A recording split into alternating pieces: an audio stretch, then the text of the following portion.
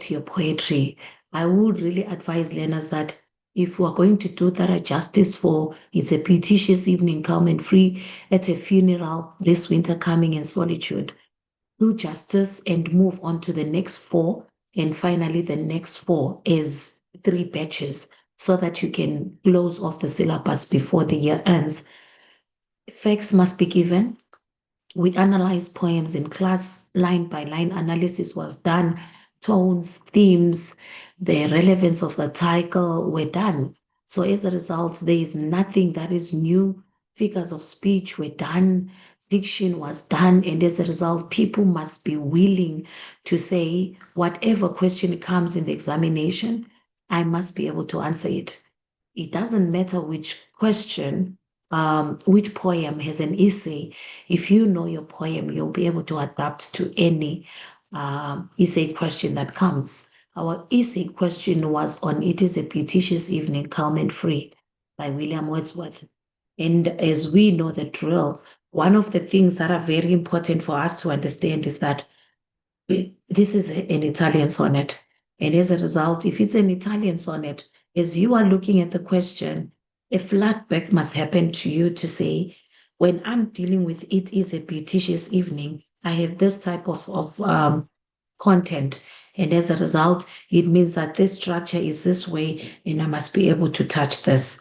So we need people to understand that this Petrarchan sonnet or Italian sonnet basically deals with exploring the beauty of nature and its connection to spirituality. When we look at the 2 parts of the sonnet, line 1 to 9, line 8, which is our octave, deals with the beauty of nature.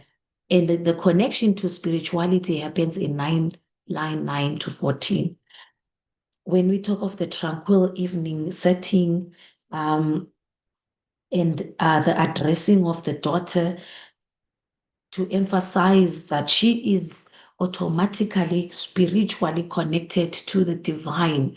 And as a result, though she may not be realizing it, we need to understand that the octave has its own description of beauty. The sestet shifts everything, shifts the content, shifts the tone. We now focus on the speaker's daughter, who looks unaffected by the scene's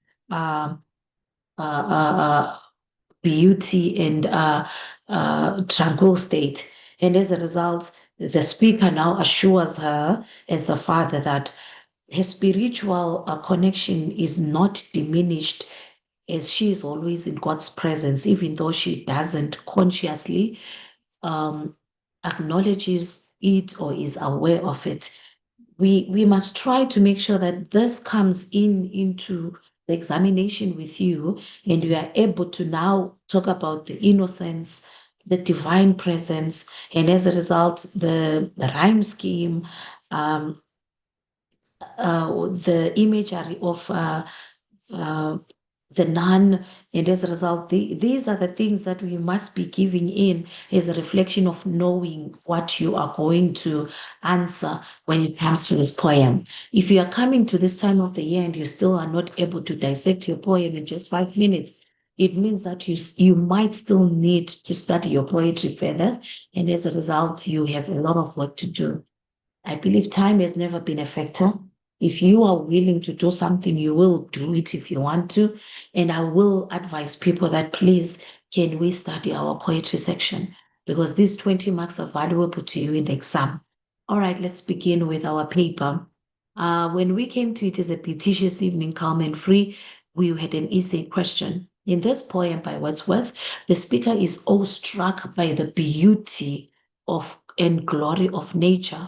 So as a result, I always advise learners that when you come into the exam, please let's try and identify the key words in the question by the beauty and glory of nature.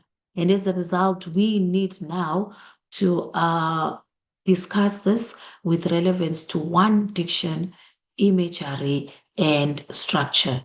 So those are the things that we are going to focus on today. And as such, it's very important that you must understand that you have to touch on every element in the question. and then you will not be able to lose any marks. What do? We have to find all the diction that shows the speaker is awestruck by the beauty of nature, the beauty and glory of nature.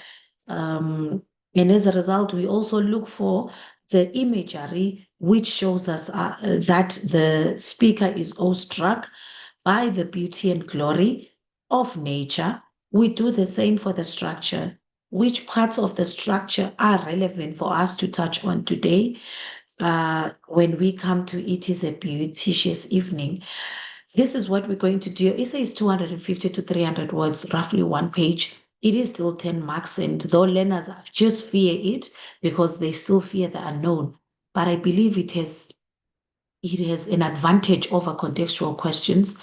And I would recommend that you answer the essay questions for you to get marks, because it is easier to handle than the contextual questions in an exam.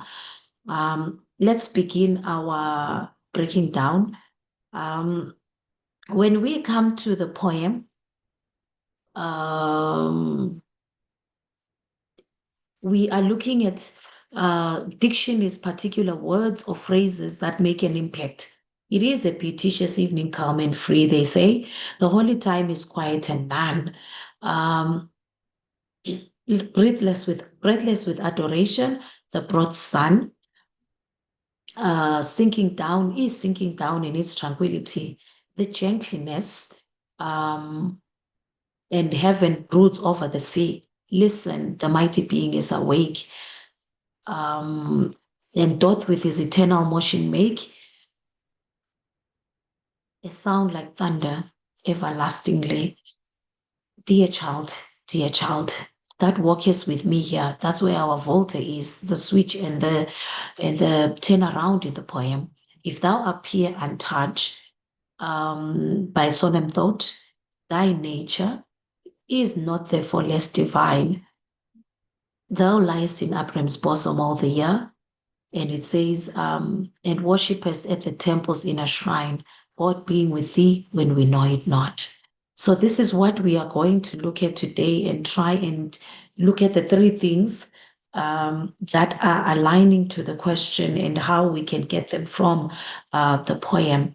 Right, let's begin. Right. When we're coming to this poem, there are words that we are going to touch. Because it shows the elevated beauty of nature. And I believe one of them is breathless with adoration. So as a result, that's one that is, we'll start with beauteous evening, breathless with adoration.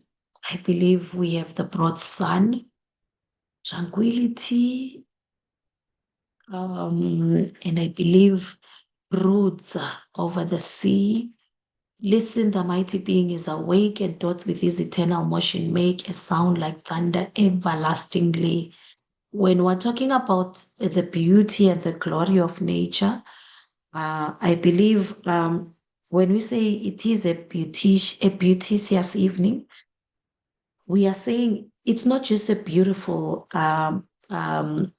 time, it's just a grand splendor. So as a result, these are the things that I need us to focus on when we're talking about the comments that you will give to this poem.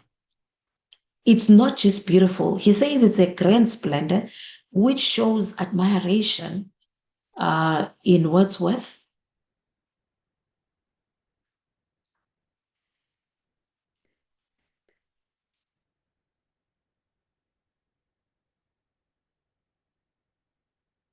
It shows admiration in Wordsworth, which gives us the evening's appearance to him at what he is seeing. And now when we come also to talk about when he calls the time holy, I believe I will take holy as well, because there are a lot that were relevant. He labels the time as holy, and when he labels the time as holy, what does he do? He gives it a sense of sacredness. A sense of sacredness is given here. And now when we're coming in, it invites reflection on the beauty that he's looking at. When he comes in and says, breathless with adoration, that's personification without fail.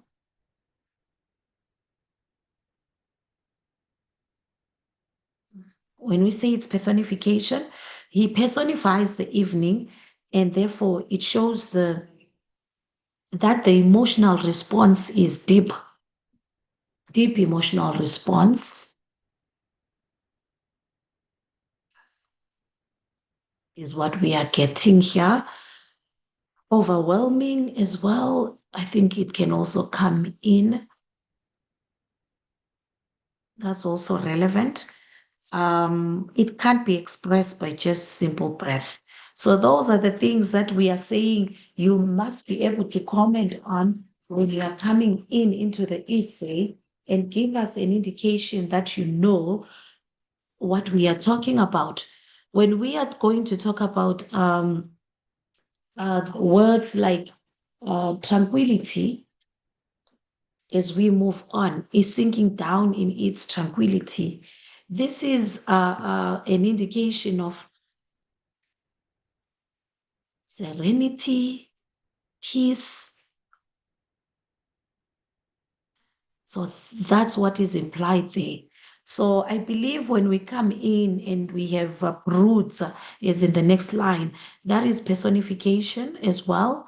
So as a result, I believe that's how you dissect and be able to have a countdown afterwards to say, what do I have?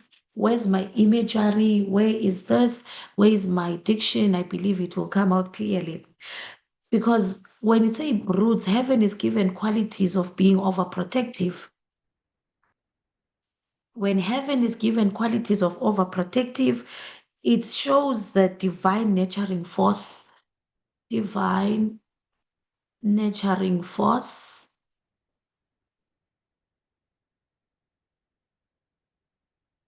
of nature.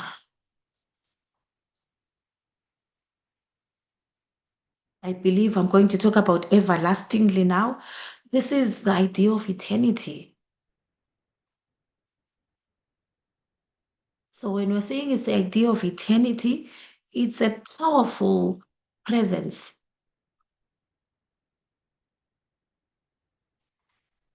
The powerful presence which suggests immortality, magnificence. So as a result, there are so many things you could have said. So that's why I will just break down and say, you give your diction word, you comment on it, you give your imagery, you comment on it. And as a result, I believe that's what we are talking about when we come to this. We also have a contrast of the child's innocence between the child's innocence and the speaker's O, as we said in the question, between the octave and the sestet, because it emphasizes how pure the experience is, portraying the child as a natural divine embodiment, even though she is not aware of it. So these are the things that we're expecting you to bring in when we talk about these things. I believe we also had mighty being. I'm seeing it now when we are also, I talked about the uh, everlasting. I believe this is an omnipresent divine force. So as a result, you had so many things to give. I believe roughly 3 or 4 diction words are enough. So you don't have to struggle at all, because I think I've commented on almost 1, 2, 3, 4 diction words. And as a result, those are the things that we are talking about. I say this is an omnipresent, eternal divine force. These are the things that show how awestruck by the beauty and glory of nature Wordsworth is. I'm not going to touch on the structure, I believe, when we look at Italian sonnet without fail. Italian sonnet is what we are going to mention, which allows Wordsworth allows the poet to focus on the beauty of nature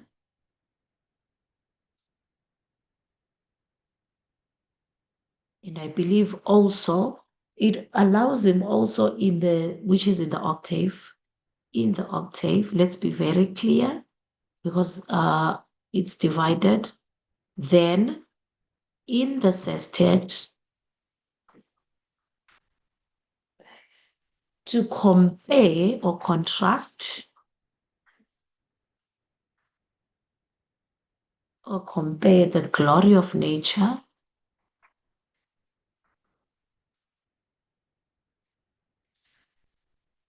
with the beauty, with the daughter's beauty. Right. So these are the things that we expect to be given. It's 10 marks, so which means that it's only 250 to 300 words. You will be done. And that's why I keep saying, try these essays, practice them for each and every essay so that you can be able to get this right. Let's go to the second question. At a Funeral by Dennis Brutus. A majority of learners were not expecting this because it was in most of the June papers, but still here we are. We are having it coming a second time, which is a bonus, I believe. Explain the word pageantry in line 1 in the context of the poem, right? Remember when we talked of pageantry, we are talking of a ceremony, display, or a ceremony. And we're talking of a display or ceremony that is excessive. It's just for show.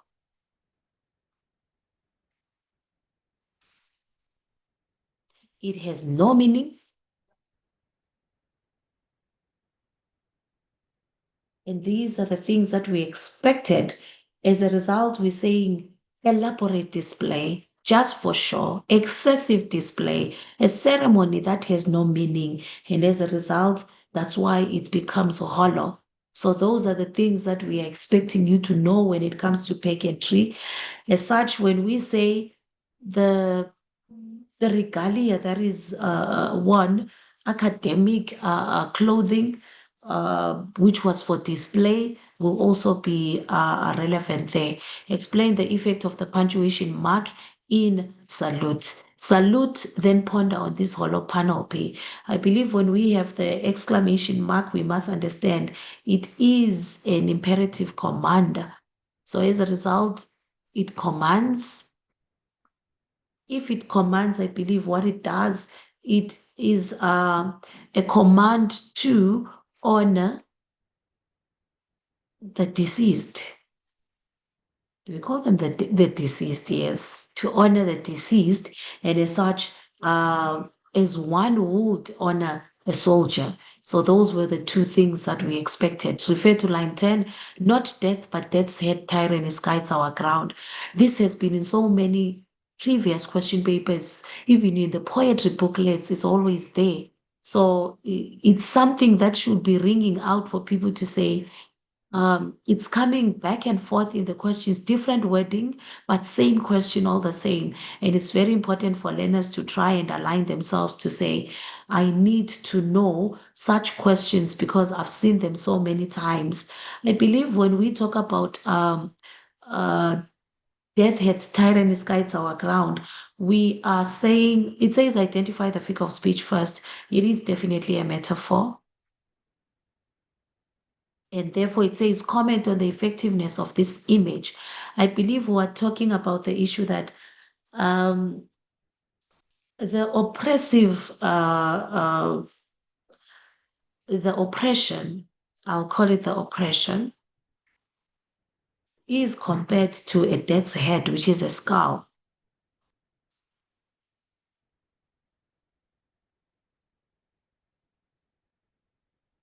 And therefore, when we are talking about this, the tyranny, the harsh, cruel conditions of the oppressive system and ruling was what the tyranny referred to. So tyranny was referring to the cruelty, harshness of the apartheid system. And as such, we are saying this is in reference to the Grim Reaper, which was the role models of the apartheid police, and as such, you have to remember these things. So as a result, death-like existence is what is being referred to in this metaphor. Under the apartheid system, they live a death-like experience or existence, and that's where now you had to be understanding the effectiveness. Refer to line 2:12, better that we should die than we should lie down.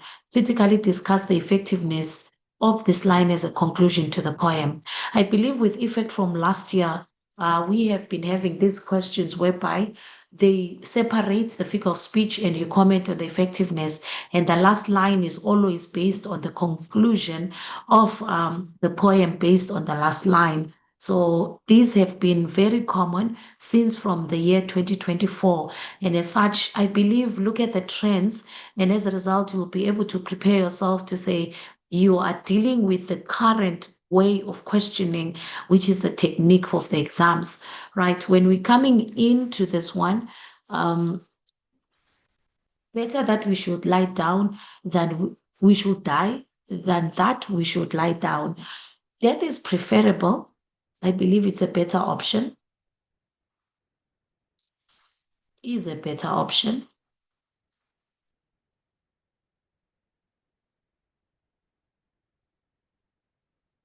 than accepting the tyranny of the apartheid system.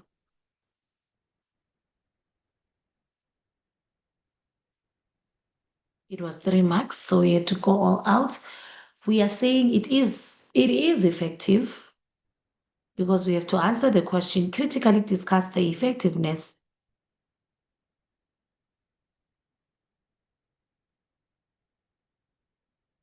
As it sums up, it is the concluding line.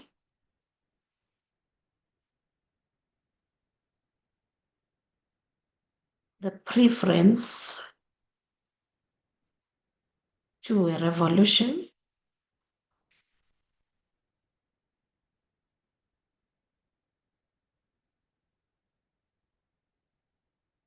to fight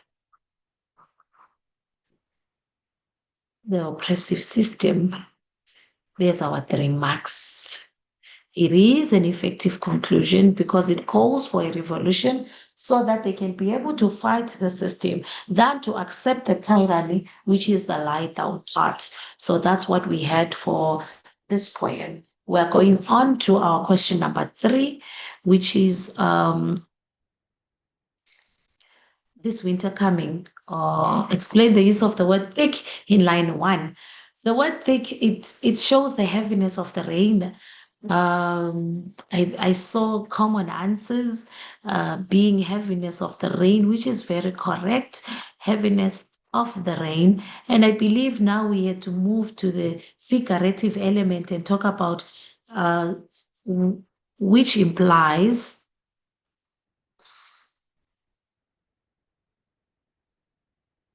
an oppressive atmosphere, difficult times, or oppressive atmosphere, anything was relevant for there. So as a result, that's why we are explaining the use of the word. 3.2, account for the repetition of the phrase, who is not frightened, throughout the poem. We all know there is no way you can touch on repetition without talking about emphasis. So the repetition emphasizes the dominant fear by people or everyone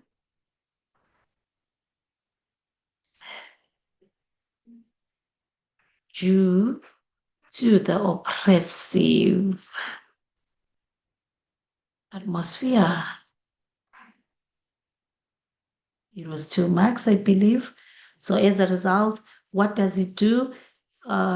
Impending violence, emphasizes the impending violence is the result of this fear.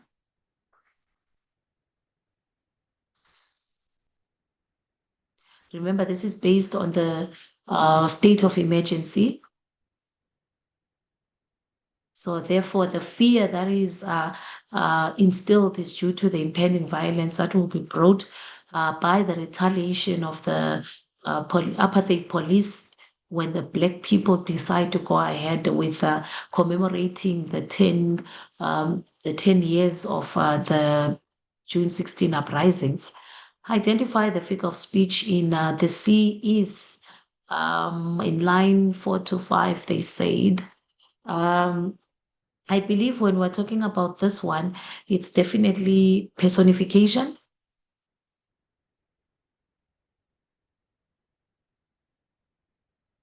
Comment on the effectiveness of this image. It is the power and destructiveness.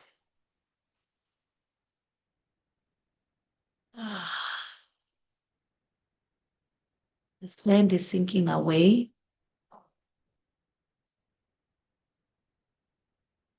The power of nature,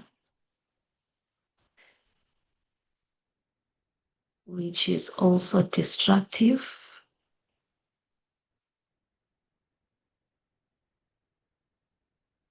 Bringing chaos, instability. Those are the answers that will fall in here. Right, refer to lines 24 to 29. It said, into the rain, the children are running. Thin as the barest twigs, they kindly have fire to fight the winter. Their bare bodies, a raging fire of dead children, and the sky collapsing under centuries of rain, the wind like a mountain crying. Who is not frightened of this winter coming upon us now? It says, critically discuss how the final stanza reinforces the central message of the poem. When we're coming to the final stanza, we are given the symbolism of the children.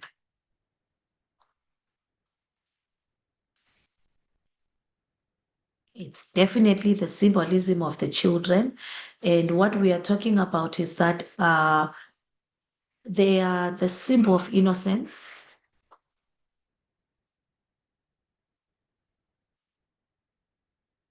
Under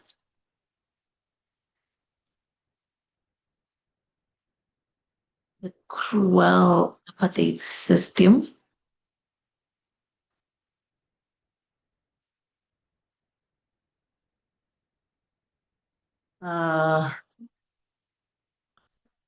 But the word, the diction word raging, I believe, raging fire, shows us that diction word raging fire shows us that the passion of these children is recognized,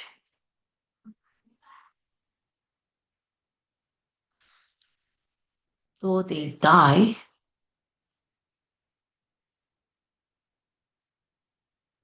trying to bring change.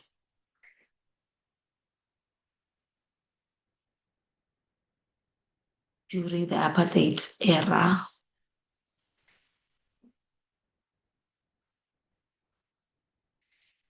So when we're coming in, they are given an imagery of being thin as the barest twigs.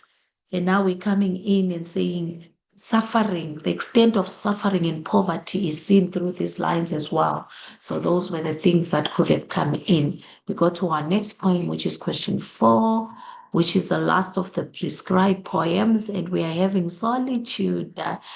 Oh, the juxtaposition in this poem is dominant, and as a result, that's how learners are remembering it now in the exam, though they still run away from answering it. honestly, professionally, my opinion will be, I felt Solitude will be better answering it because a lot of learners misinterpret winter coming and therefore it will be an easier option. Explain how the first two lines offer a comment on the fickle nature of people. I remember an essay that talked about the nature of human beings, and as a result, the essay question was in the previous exam papers. And as such, that's where you must realize that there is a common denominator between question papers and now, because there will always be a repetition of questions.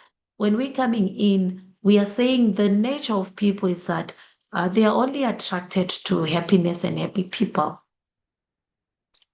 Only attracted to happiness or happy people.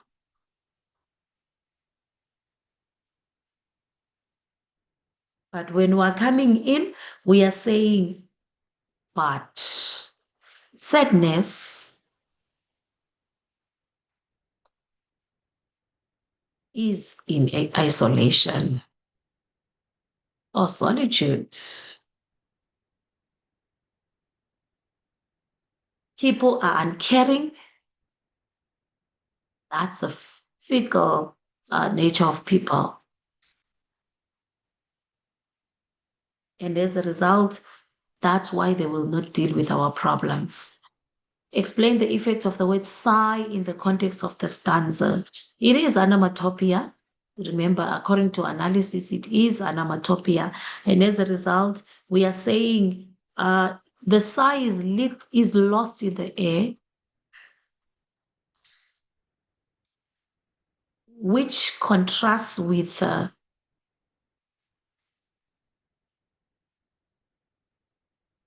joyful sound. It will not be heard at all because it is a breath expression, and as such, it will not be heard. That's why it will be lost in the air. Refer to line 3 to 4. For the said old earth must borrow its mirth, but has trouble enough on its own. Identify the figure of speech. It was personification without fail. And therefore, when we're coming in, comment on the effectiveness of the image, which is the personification. We are saying the earth is given qualities of being sad and old. Is given qualities of being sad and old. Now, when we're saying it's given qualities of being sad and old, we are saying that earth does not have any happiness. That's why it needs to draw on the happiness of others.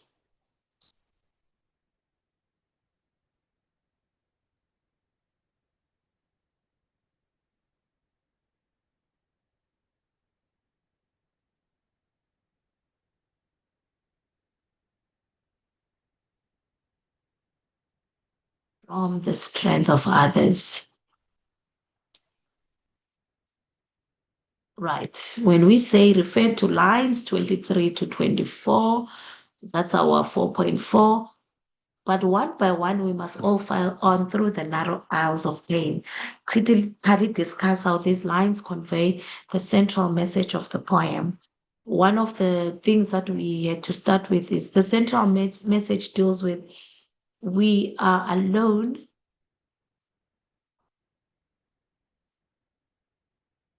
to deal with our troubles.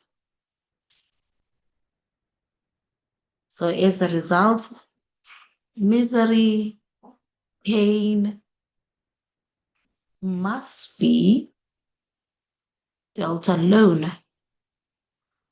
The comment we could have given was based on um, narrow aisle. Narrow suggests that it cannot accommodate anyone else. The journey does not accommodate anyone else.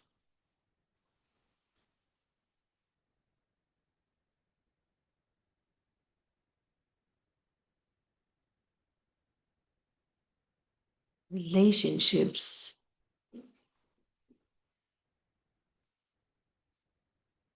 based on conditions if they are based on conditions, we are saying they will come to you only if it suits their condition. And therefore, the condition is if you have happiness, they will come. If you are in trouble, they will not. So as a result, those are the things that we expected. So as a result, that final line emphasizes that a solitary state is what is part of the human nature. Right, we move to our most problematic question. I believe my learners were crying foul when it came to the exam poem by Karen Pess. It says this is a poem for exams. There are three similes in this stanza. They are easy to spot as a dog getting ready to lift his leg. You have to look for the words like or as, the way you look for a hole to put a key into. But English has many ways of saying like or as, and this can confuse you just as you can be confused by the way the buttons are labeled on a new remote control panel. A metaphor can be bigger than the poem it's in. To find the metaphors in the poem, you must wake up to what's going on here. For example, an exam mark is a metaphor for the words happiness or despair. An exam poem is a metaphor for the process breaking the poet's heart. The rhymes and rhythms are easy to identify if you use your body like a brain and remember that the hero of the story was the child who said the emperor had no clothes. You may not find personification in the poem, but it's hiding there, staring back at you, waiting for you to come at it with your car crusher jaws, explaining, explaining, explaining. And I believe it says explaining it into the tiny buttered flat package, utterly silent. It's a poem trapped in an exam, just like you. If the two of you could only run away together. Comment on how the imagery supports the poet's attitude to the study of poetry as revealed in line 6 to 8. I believe in line 6 to 8, we talked about, it says, but English has many ways of saying like as or as, and this can confuse you just as you can be confused by the way the buttons are labeled on a new TV remote control panel. All right. So when we're coming into the unseen poem, it says the imagery is a simile without fail. That's the imagery that we have. We have a simile, and we're saying the simile shows it's comparing comparing the difficulty of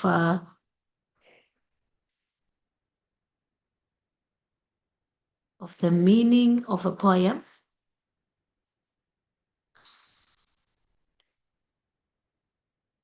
to a new remote.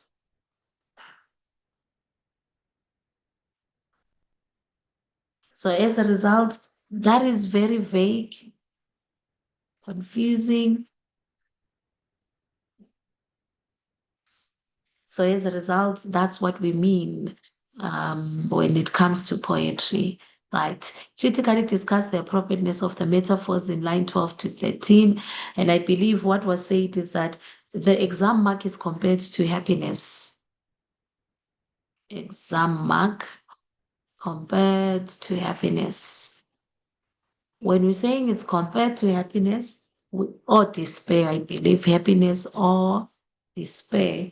And as such, what do we say? When you pass, you get joy and happiness.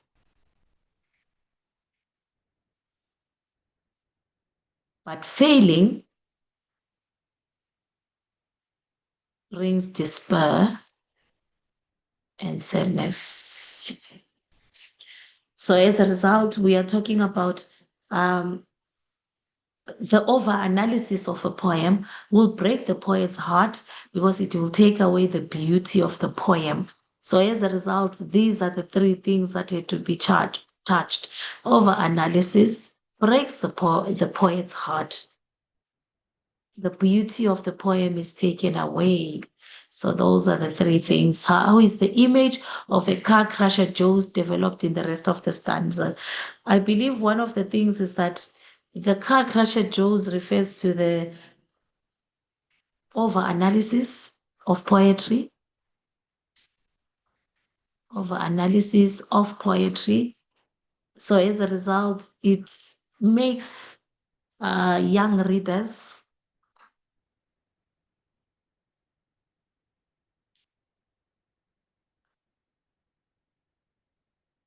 lose interest, and therefore the poem that is overanalyzed is now compared to a battered flat package.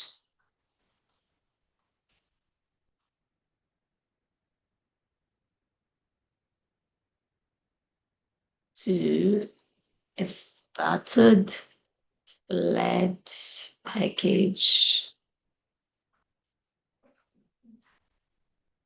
which means that its beauty has been completely deflated. So it becomes a useless piece of material or whatever. Discuss the impact of the final line. I believe one of them is that those who are not interested in poetry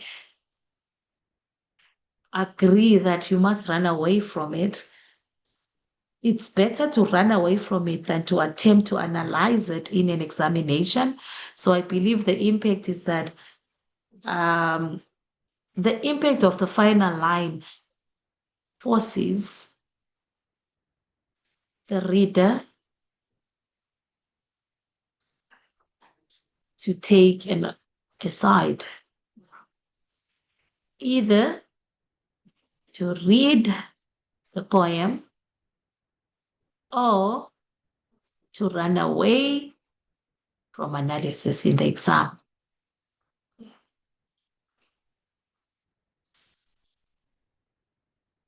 So there were two options there. So as a result, it's either you attempt it and read the poem and analyze it, or you will run away from it. Right, we move to our section B, which is the picture of Dorian Gray. Dorian Gray must acknowledge responsibility for his actions and his ultimate fate. We remember that we have to align ourselves to the P in the exam, and as a result, this is something that is called out for over and over again, that by now, we expect all learners to be really sealing in the peel so that they are able to touch on the exam as much as possible. There were so many things that you could have talked about when it came to the essay. Responsibility for his actions and his ultimate fate. I believe one of the things is that influence, consequences were things that were coming in here. So as a result, dire effects of influence, consequences were supposed to be touched. And I believe morality and immorality was also supposed to touch. So as a result, we are saying he must accept responsibility for his actions and the consequences of his actions. When we are at the beginning of the novel, Dorian Gray is portrayed as an innocent young man, beautiful, innocent young man. And as a result, this innocence is what makes him an easy target to the influence of Lord Henry Wotton, even Basil Hallward himself. So as a result, when we say he becomes an easy target and he falls for the influence, through the philosophies, Lord Henry exposes Dorian to, it encourages Dorian to now desire a life of pleasure and beauty above all else. He makes the Faustian bargain, and as a result, when he makes the Faustian bargain, he consciously now decides to adopt these views, and he now willingly lives a life of immorality. So as a result, his first choice is influenced by the philosophies in the garden scene, that he will grow old, he will not be young forever, which leads him to do the Faustian bargain so that the portrait ages instead of him. Now, when we look at the consequences of the influence that he has willingly fallen into, we realize that Dorian's wish for the portrait signifies that he wants to escape the consequences of his actions. So as a result, he engages in immorality, and that's where now we have his true nature reflected in the portrait. The more his sins are reflected in the portrait, the more the portrait becomes ugly because he's engaging in immoral activities. So now when we also talk about another incident is Sybil Vane's suicide. When he notices the change in the portrait, that is a line of cruelty on the side of the mouth, that was the beginning of his moral decline. He becomes increasingly corrupt, which leads to the ruin of many around him. And what do we mean? When we say the ruin of many, he rejects Sybil Vane cruelly. And I believe he was very cruel because he rejected it cruelly. And as a result, that shows his impact on others. Now, when we talk about the murder of Basil as well, we are talking about that he was in a state of hatred when he stabbed Basil because Basil made him realize that he does not know who he is in the portrait and is shocked. Basil's reaction pushes him to murder him, and as a result, that's where we realize the immorality and why he goes further in making sure his sins are hidden. So that Basil does not reveal the truth, he has to kill him, and therefore it means that his sin becomes hidden from the whole world.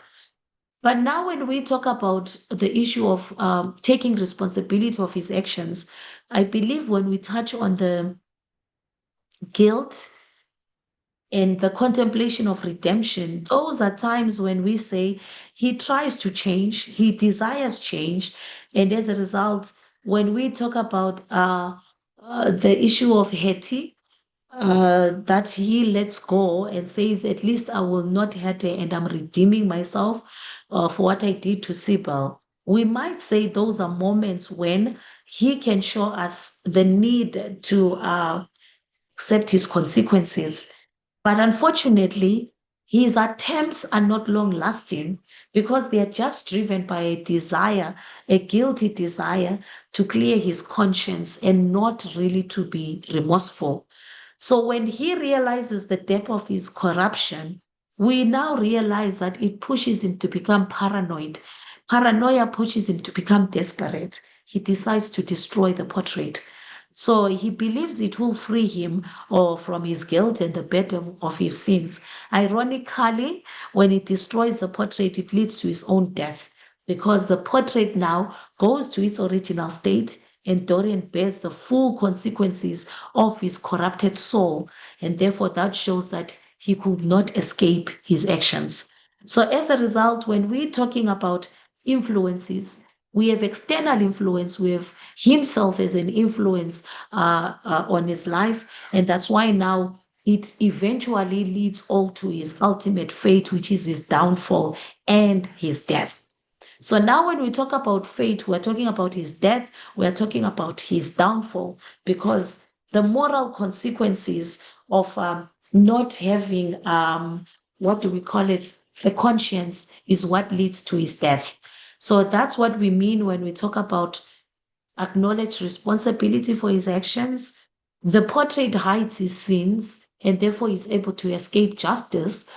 No one can hold him accountable to it because the portrait is hidden in the upper room, in the upper schoolroom, and the key is in his pocket. And therefore, it means that it will bear the consequences of his actions. And therefore, I believe that's a Gothic element of the book where we're talking about it. Therefore, responsibility becomes difficult to happen to Dorian as the portrait absorbs his moral decay, allowing him to physically continue on a path of wrongdoings. So those are the things that we expect to have discussed in this essay. Hopefully, I think I was detailed enough.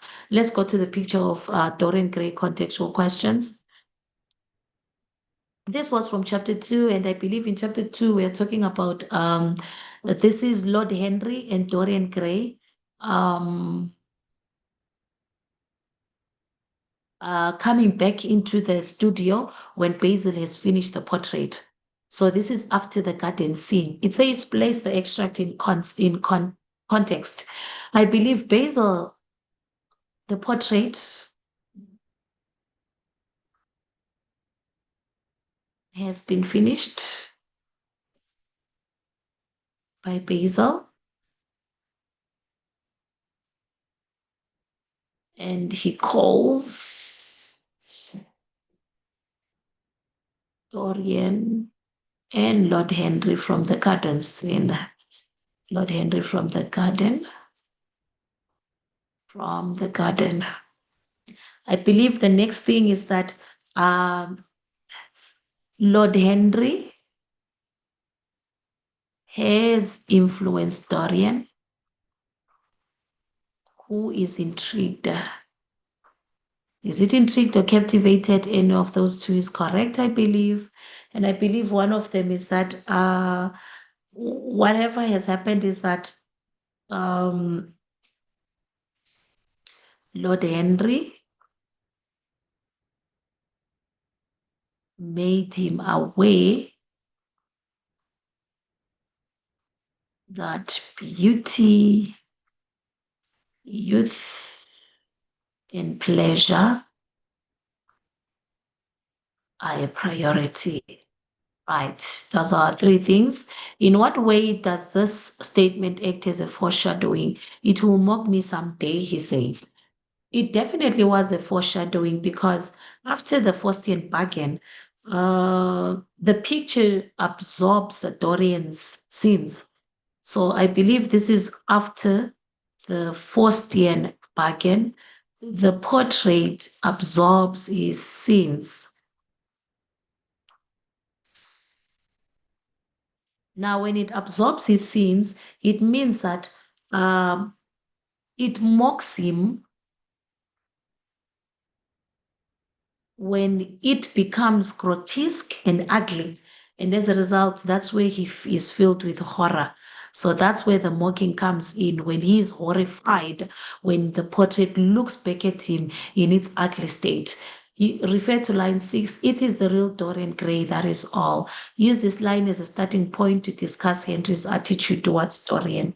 I believe the biggest one for me was manipulative. For me, the manipulation was ringing out as the attitude. He was very manipulative because what it does is to influence him to prioritize youth and beauty.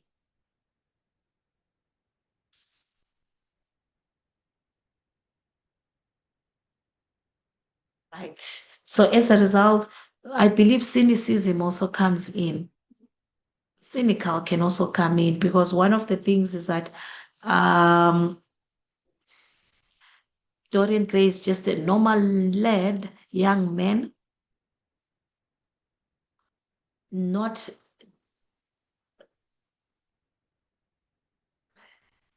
the beautiful man in the portrait. So I believe that's what was coming in. We have 7.4, refer to line 23, it will be meta. Discuss the iron of Dorian's words in relation to the novel's end.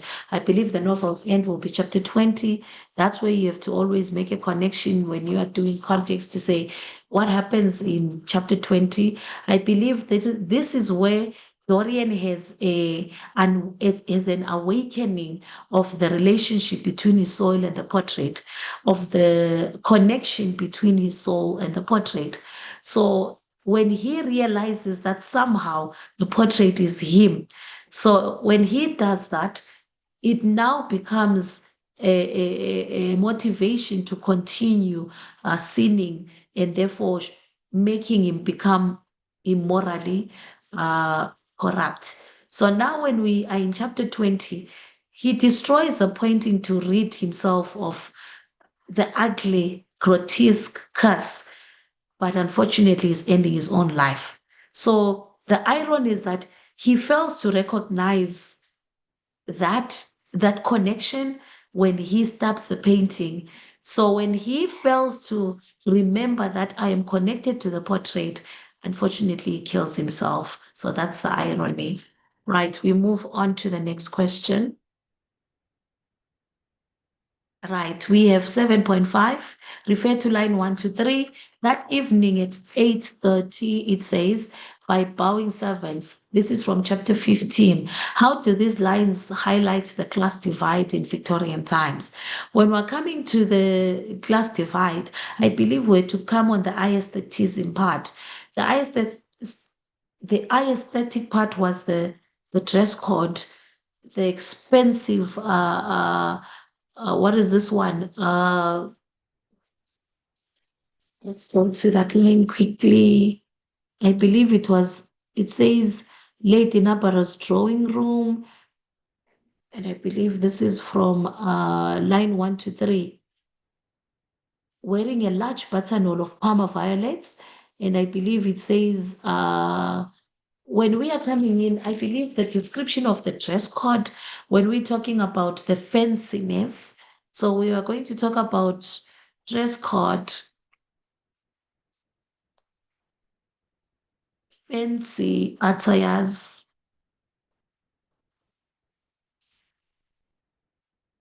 and I believe that's where the elite are seen. But now, when we look at the bowing servants, that's where we are a contrast.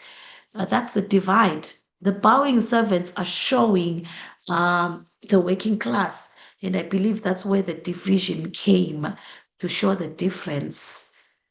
So that was the servants, which is the working class. So now when we're coming into 7.5, to relate any other incident from the novel that further illustrates the class divide. I believe when we were in chapter 11, that's where we see Dorian's home when he does the exports of furniture and household items, which are lavishly decorated. And as a result, I believe that's where we can use the illustration to show wealthiness of the elite. And I believe we also are going to look at the Vane's home, where in chapter 5, the the couch is described as shabby. The chairs, the curtains were showing the sun through, which means they are old and ragged. So those are the two incidences that come into my mind at the morning from chapter 5 and from chapter 11. So I believe that's what we have. So as a result, Dorian thinks about appearing at the dinner without letting on that he has met that the man is playing a part. Discuss other evidence in the novel to suggest that Dorian blurs the lines between reality and art. I believe when he blurs the lines, it's falling in love with Sybil's art and not with Sybil, definitely. So that's where we are going to have the blurring of the lines. The Sybil issue is the first one for me. When we are going to talk about Sybil, being in love with Sybil's art and not with Sybil is definitely something that is there. He's in love with the character Sybil X on stage, and as a result, he does not fall in love with the actual Sybil. That's why he destroys her and is cruel to her, because she became Sybil on stage. So that's something that we are realizing there when we come to art and reality. I believe the other one is after Basil's murder. That's the second incident that could have been used. So when we're talking of Basil's murder, he calls his corpse a thing. So as a result, he shudders when he looks at the ugly thing. And now it means Basil, who used to be a voice of reason for him, is diminished to a dreadful image. And I believe that's what he wants to do. So he wants to get rid of the it, which is the corpse, as soon as possible. So that's where I think we have two incidences of the blurring of the lines. Consider line 8. Those finely shaped fingers could never have clutched a knife or sin. Using these lines as a starting point, explain how the aesthetic values of the Victorian aristocracy cloud their beliefs.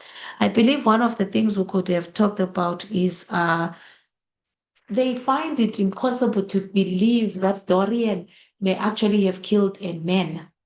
So that's something that we are seeing there.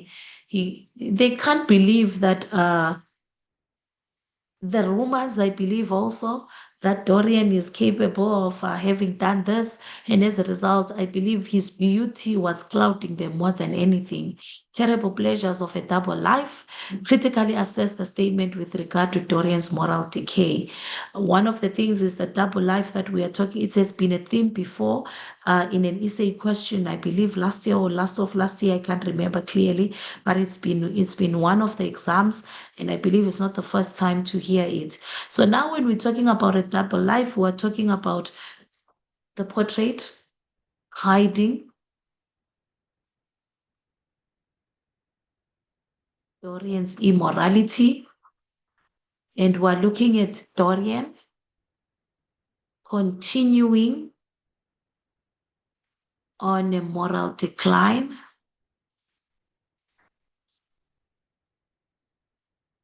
purposefully.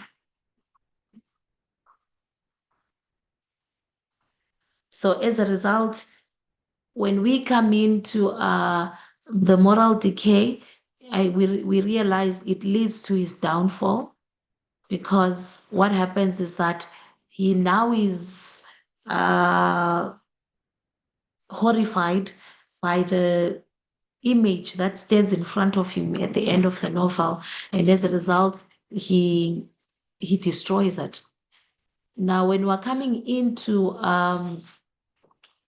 the picture of Dorian Gray, you either choose the essay question or the context question. It cannot be both. So it means we have to answer one there and we cannot answer both.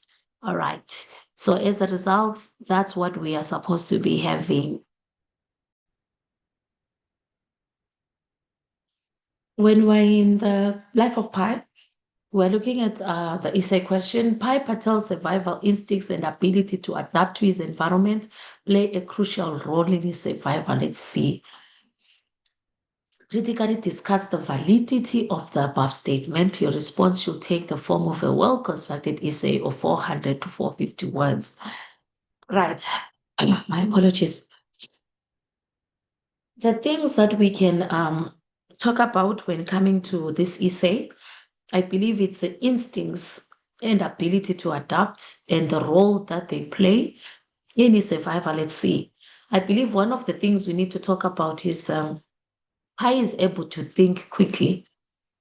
So when he's able to think quickly, we are saying that becomes crucial to his survival in the sea. He has so much resilience, and therefore his resilience is the one that makes him sustain the whole ordeal. And I believe when his instinct to swim for the lifeboat and to save Richard Parker, it becomes his survival, because when he follows the instinct to swim, it means he survives. One of the things is what the father taught them as young boys at the zoo, which is to keep themselves alive, is what keeps him alive at sea as well, because when he fully comprehends and understands his loss, he realizes that he has to keep himself alive. When we look at the basic commodities and needs, fresh water, fish, shelter, we are saying he improvises. When he improvises and comes up with solutions, it means he's able to adapt to a new environment. So as a result, remember the crafting of the tools that he does to survive. And I believe that is what plays a big factor in when he understands I have to try and survive. And now that's where he's able to come up with solutions. He's able also to create a distance from the animals in the lifeboat. And as a result, that means he now is dominant to be able to train Richard Parker. He coexists with the tiger, and the coexistence, I believe, is what helps him to survive. He makes sure he draws a boundary and territory for himself and Richard Parker, and that makes automatically mutual respect and cohabitance happen for both of them. He uses Richard Parker to keep himself mentally awake and focused. And as a result, that works for him because he using his alter ego of Richard Parker becomes a coping mechanism that allows him to deal with the horrific experience as a whole. His faith and religion cannot be left out in this essay because he maintains hope as part of his ability to survive, drawing from his three religions, which come in handy. It maintains his sanity, and I believe it keeps him alive. The narratives, the different narratives and switching of narratives helps him to cope with being in a solitude. And as a result, he's able now to be creative, and that keeps his humanity and sanity intact. I believe he endures the physical toll of the experience, malnutrition, the numerous injuries, and I believe that is the biggest test for his survival. But through it all, he stays mentally sane despite the isolation, the horrific experience, and I believe that is awarded when he remains alive. So those were the issues that we could have dealt with and discussed. Remember in the pill again. So that's a discussion that could have been brought up. A lot of them were coming in as I believe we've just exhausted them. Let's go to the contextual questions. We were in chapter 40, firstly. We had the place the extract in context, and I believe it's the ship sinking. The ship has sunk.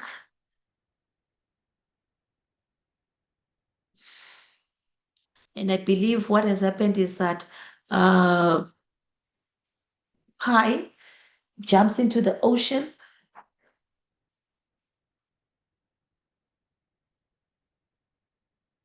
And I believe the other thing is that avoids drowning in the sharks. So those were the things that were standing out for us. Refer to line 1 to 5. It says, Richard Parker did not jump. I could hardly breathe. Discuss how the writer creates a sense of danger and panic in these lines. Right. When we're talking about danger, I believe one of the things is panic and danger. The writer creates a sense of danger. I believe it was the descriptions. The senses were awakened.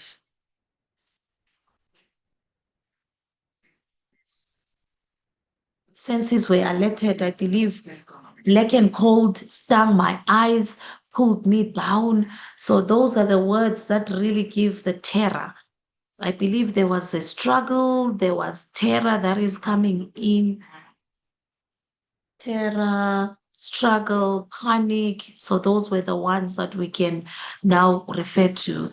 Comment on how the contrast between the physical environment and Pi's emotional state is highlighted in these lines. When we're coming into 9.3, the things that we're going to talk about is the chaotic environment. That's one of them.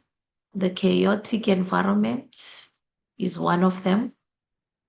When we talk about the chaotic environment, we're talking about the weather, which is the storm, I believe.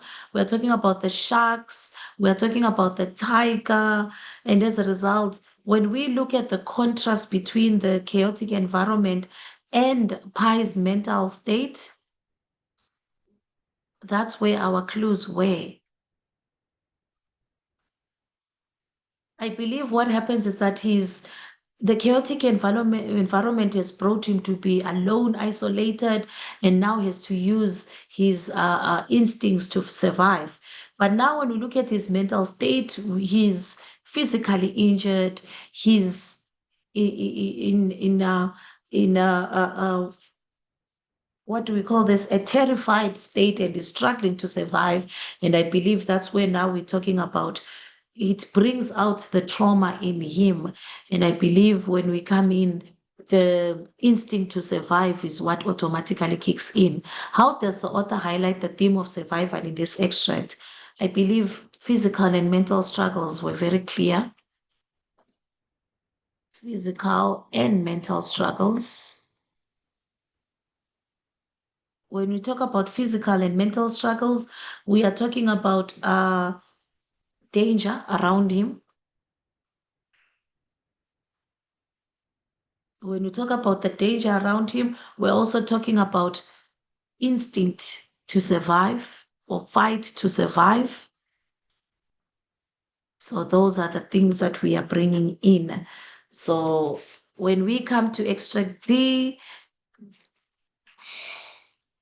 right.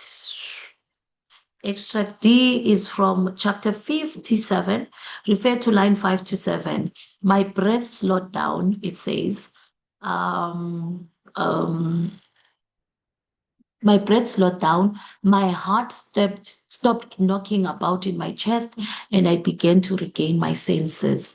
Now it says, what does this reveal about Pi's emotional state at this point in the story? One of the things that we're talking about is, I believe it's a calm after the storm, figuratively. It will be the calm after the storm. What do we mean? He starts to calm down and overcome his fear. So I believe what we mean is that Richard Parker does not pose a threat to Pi, and therefore it means they will coexist. So those were the things that we are talking about. Discuss the irony in this statement, 16 to 17, it says, a part of me did not want Richard Parker to die at all, it says. So as a result, what is the irony? I believe Richard Parker is a threat, but Pi feels comfort from his presence, from his presence.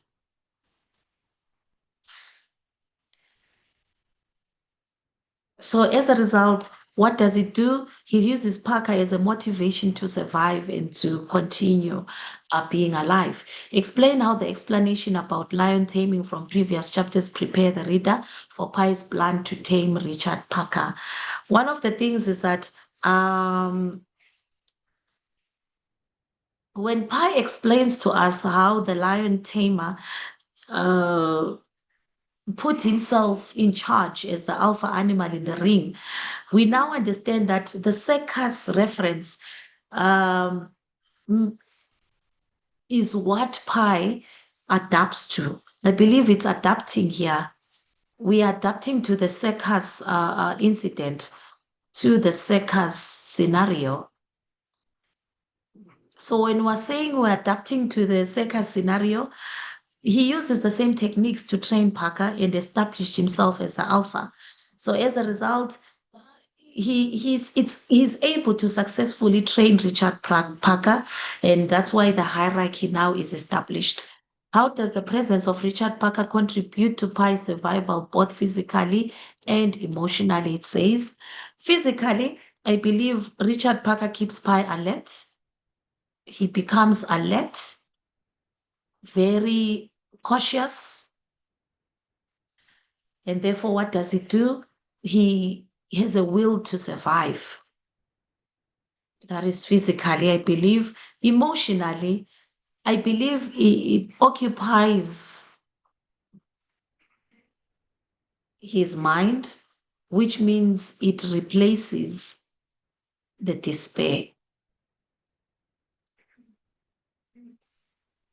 Based on your knowledge of the novel as a whole, comment on the reason Pi has to tame Richard Parker. If he does not tame Richard Parker, I believe he will be in isolation or in solitude, but it also provides him with a distraction that helps him mentally alert, and therefore he does not focus on his loss. I believe in the second story, it becomes different. He needs his alter ego with him to fight for survival.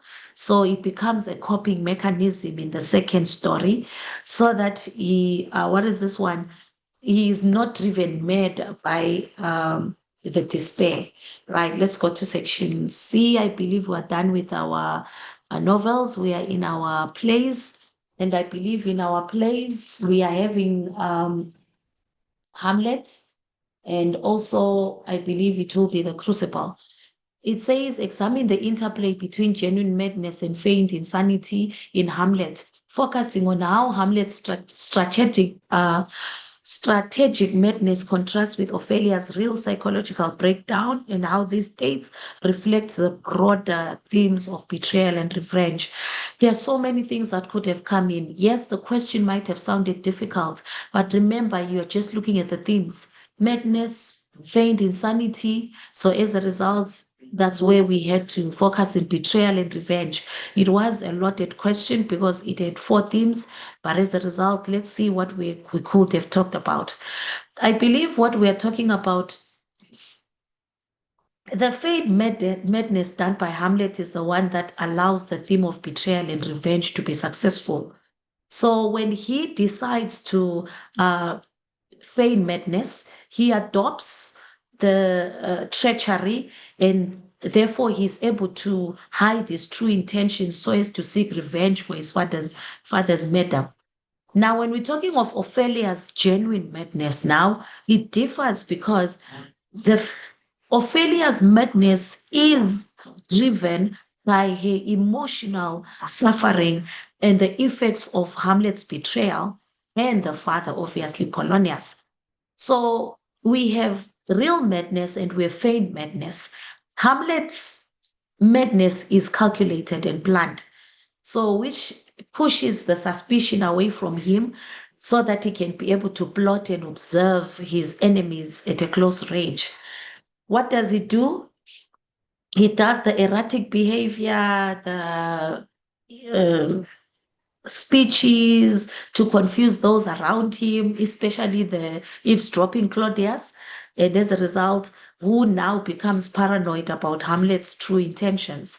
So as a result, the calculated madness is a tool that he uses to be able to manipulate how others perceive him, where he can now be able to hide his true motives. To be or not to be, that is the question, I believe, shows his internal struggle. That's where we have the real question: was he really mad? Because now it shows the moral implications and consequences of his revenge, showing how complex his character is and how this weight is having a toll on him and his decisions.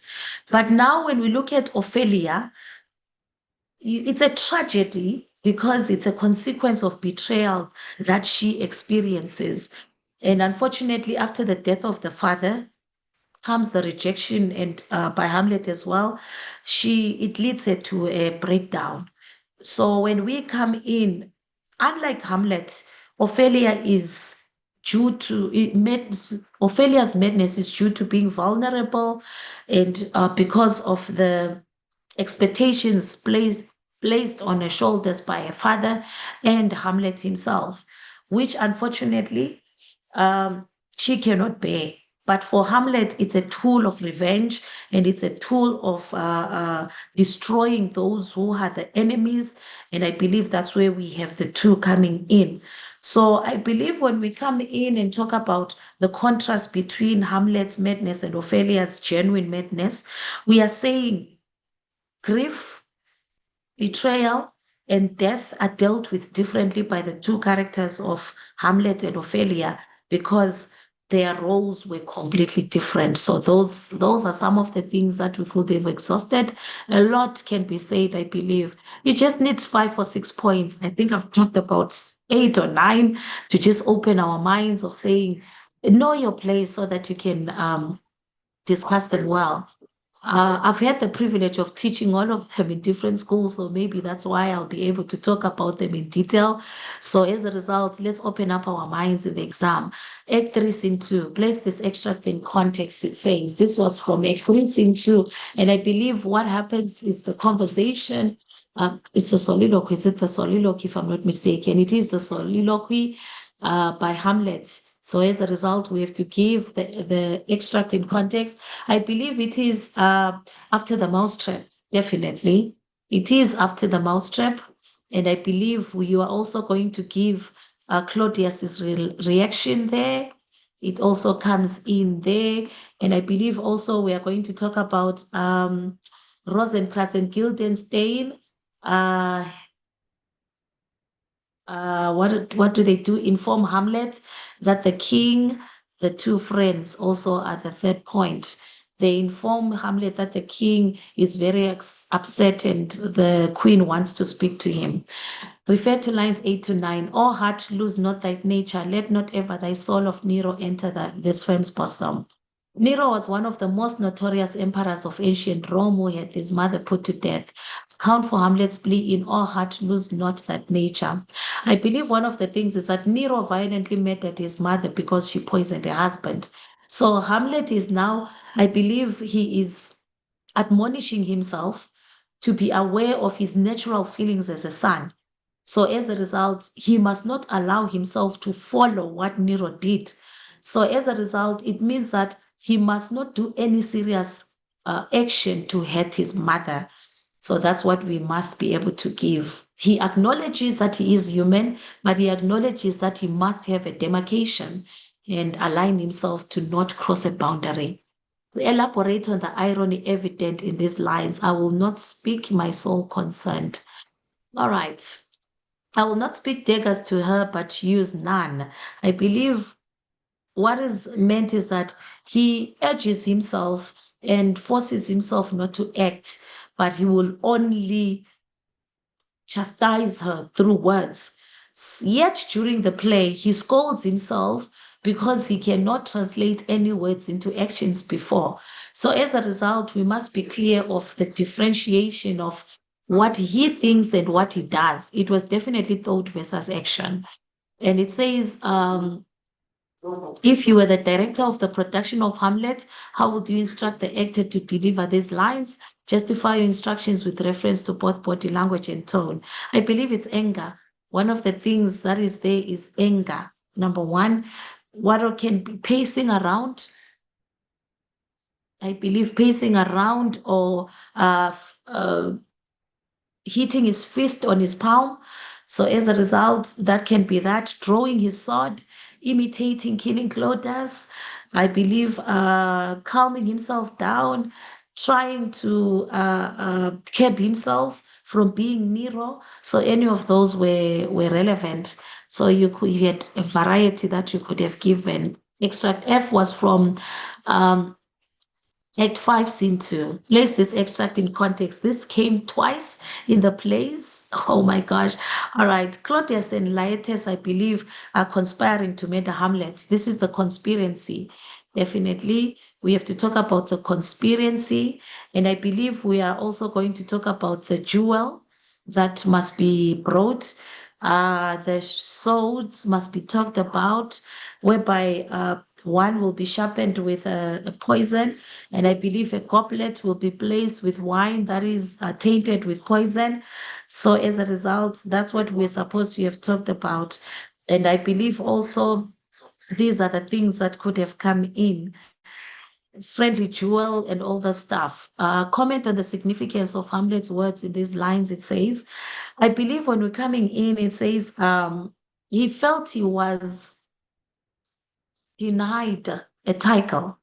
So when he felt he was denied the title of being a king after his father's passing, I believe that is where we say procrastination is very clear and no action at all. So as a result, I believe this is where we're saying now he's active. And as a result, he shows his authority. And now he's no longer a victim and he's willing to put a plan into action. Explain what prompts Laertes' response. He is justly served. I believe Hamlet has wounded Claudius with a poisoned sword, and then has forced him to drink the last of the poison in the goblet to avenge his mother's death. So Laertes' comment is that Claudius has been given his punishment. because he has been the one behind the whole jewel plot. And as such now, it means that he has been given his due. Discuss how Horatius' diction conveys his sentiments towards Hamlet. I am more an antique Roman than a Dane. I believe when we're coming here, loyalty, friendship, that's what we are getting. Love, my apologies, is also coming in. So those are the things that we're getting when we're talking of Laertes. So as a result, I believe the Roman soldier that he talks about is he committed suicide by falling on his sword if the superior died. So Horatio is compared to an antique Roman, which shows his high regard and loyalty to Hamlet, as if he was a superior officer. And the last one says, critically discuss how Hamlet's response signifies a shift in his character. I believe now we have a boldness in Hamlet.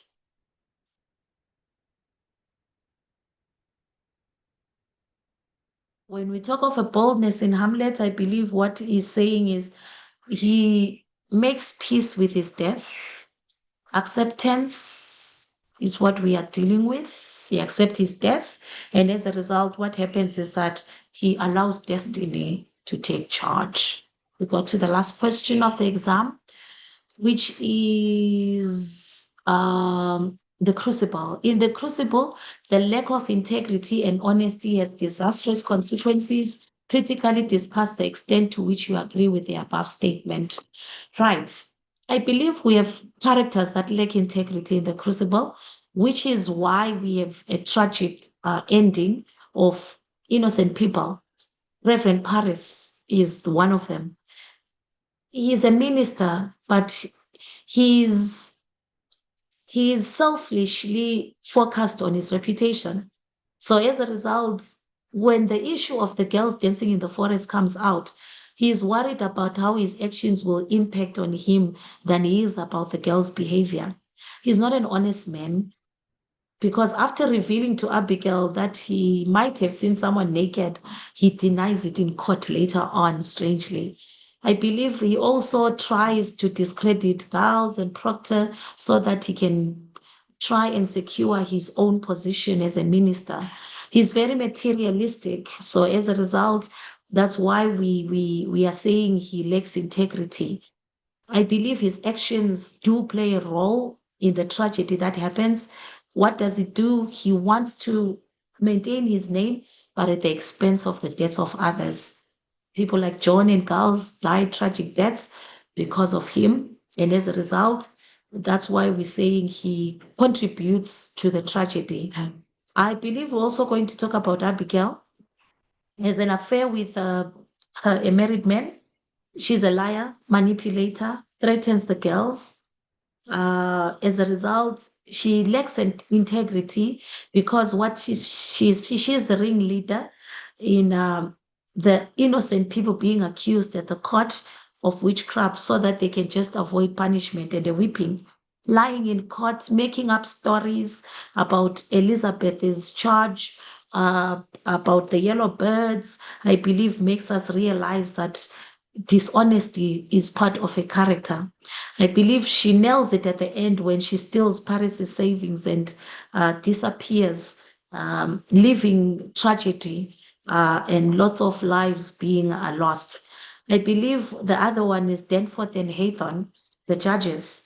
They lack integrity because they are saying they stand for the law, and represent the highest court in the land. But it's obvious that they are not fighting to remove the wrongdoings, but they are only trying to maintain their own positions and maintain power and authority at any cost, forcing good people to lie and confess to avoid hanging. They do not want to listen to any testimonies or look at the petitions.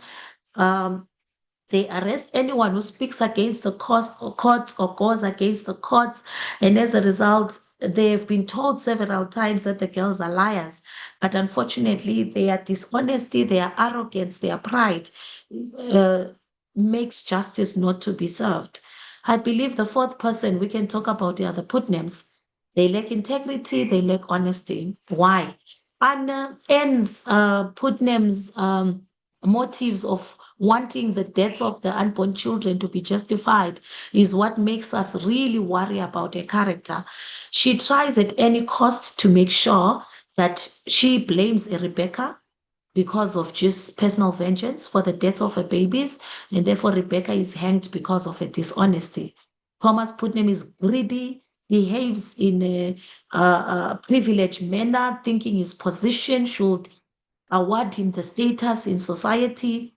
Entitlement is in the Putnams, and as a result, which does not form part of the Puritan religion. Unfortunately, he lies in court when questioned about Guy's claim, and unfortunately, Giles dies because of Thomas's dishonesty.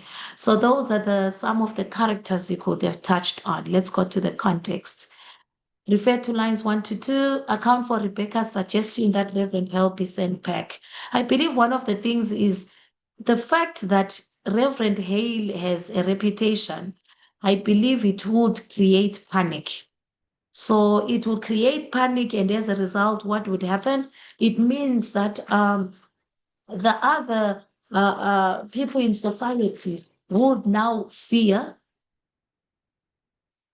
and therefore it would cause chaos. So as a result, because of the Hell's reputation, it means that his reputation will just make people suspicious, and therefore it means it will destroy the peace that they are struggling to have in Salem. Refer to lines 7 to 8. There is prodigal's danger in the seeking of loose spirits. Comment on this warning in the light of later events. I believe the warning is well proven. What happens is that personal vendettas become a priority. Not only that, people turn against each other. There is irrationality that dominates.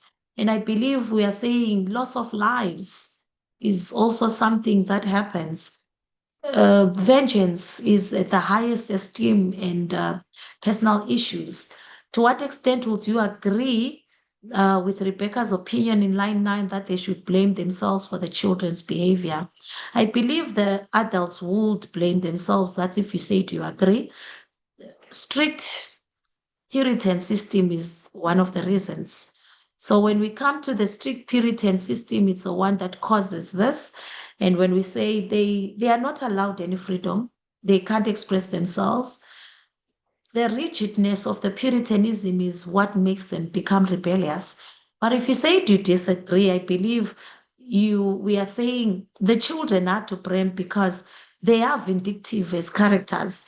They are not innocent at all. And as a result, they should be given responsibility for their actions because they knew what they were doing.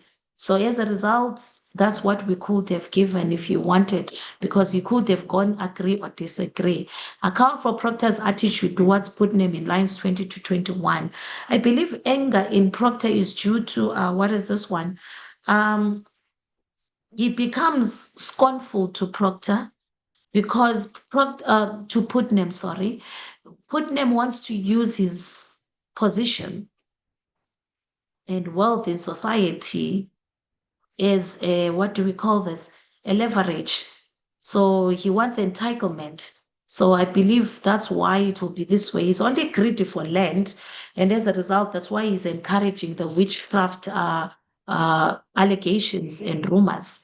Extract H was from Act 2, I believe. It says in line 1, to what confessions is Elizabeth referring to? Definitely it was the confessions of witchcraft when we're coming in here. It was the witchcraft confessions. Place this extract in context. I believe the girls have been found in the forest. Okay. Rumors of witchcraft cause panic. What? Okay. And I believe the other thing is that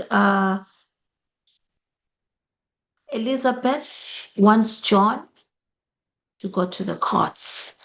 refer to line 8, or it is black mischief. Discuss the accuracy of Proctor's assessment in the context of the play as a whole. I believe this was an imagery question. That's why learners were lost. One of the things is that we were talking about being mischievous.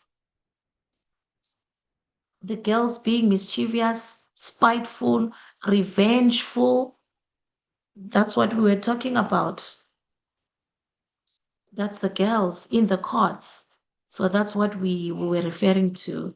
Elizabeth is insistent that Proctor got to Salem, account for it. I believe what happens is that Elizabeth feels that Abigail will do anything to destroy her and get her out of the way, and therefore wants to avoid that.